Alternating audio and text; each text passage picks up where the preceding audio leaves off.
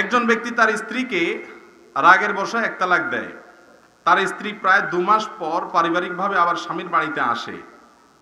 5-6 মাস পর স্বামী স্ত্রী ঝগড়া লাগলে স্বামী আবার দ্বিতীয় তালাক দেয়। কিছুদিন পর তারা পারিবারিক সমঝোতায় আসে এবং দুজনে আবার সংসার করা শুরু করে।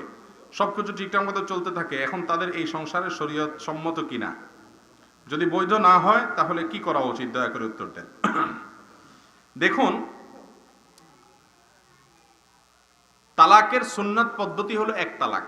কয় তালাক দেওয়া? একটার বেশি তালাক দিলে ওই বেটাকে ধরে হাত থেকে মাথা থেকে পা পর্যন্ত আগে শুধু মারা উচিত।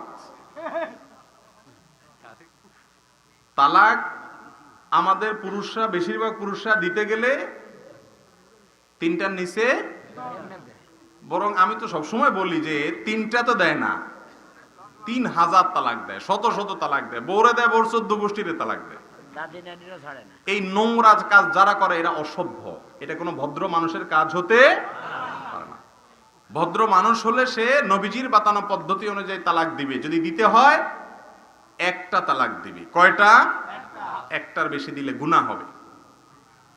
এই যে ভদ্রলোক প্রশ্ন করেছেন, একটা তালাক দিয়েছেন, একটা তালাক দিলে আবার নেওয়ার সুযোগ থাকে।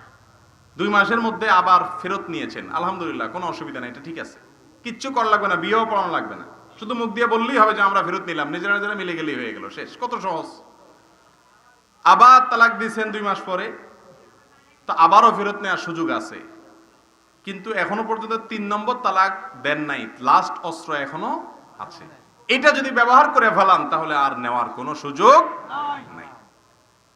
আমাদের দেশে হিল্লার সিস্টেম আছে, হিল্লার সিস্টেমে নেওয়া এটা হারাম। লাআনাল্লাহুল মুহাল্লিলা ওয়াল মুহাল্লালা, হাদিসে আসছে যে হিল্লা করে, যার জন্য হিল্লা করে, উপর উপরে আল্লাহর গজব নাজিল হয়।